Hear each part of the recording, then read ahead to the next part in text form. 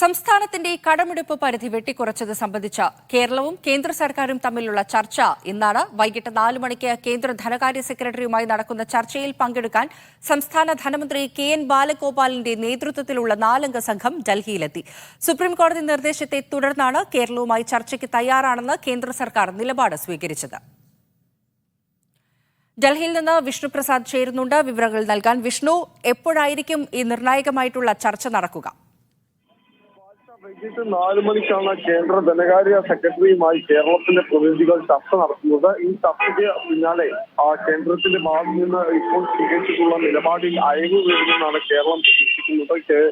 കേന്ദ്ര സർക്കാർ ചർച്ച നടത്താൻ കെ.എൻ. ബാലഗോപാലിന്റെ നേതൃത്വത്തിലാണ് 4-അംഗ സംഘം രൂപീകരിച്ചിട്ടുള്ളത്. ധനമന്ത്രിയെ കൂടാതെ മുഖ്യമന്ത്രിയുടെ chief principal secretary KM. Abraham, ധനകാര്യ principal secretary Ravindrakumar Agarwal, advocate general K. Gopalakrishna Kurup എന്നിവരാണ് സംഘത്തിലുള്ളത്.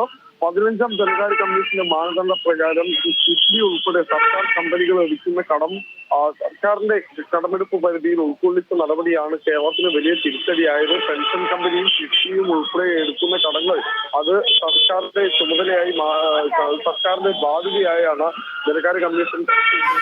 സംസ്ഥാനത്തിന്റെ കടമെടുപ്പ് പരിധി വെട്ടിക്കുറച്ചതിൽ കേന്ദ്രവും കേരളവും തമ്മിലുള്ള ചർച്ച ഇന്ന് വൈകിട്ടാണ് നടക്കുന്നത്. വിഷ്ണുപ്രസാദ് വിവരങ്ങൾ നൽകുകയായിരുന്നു.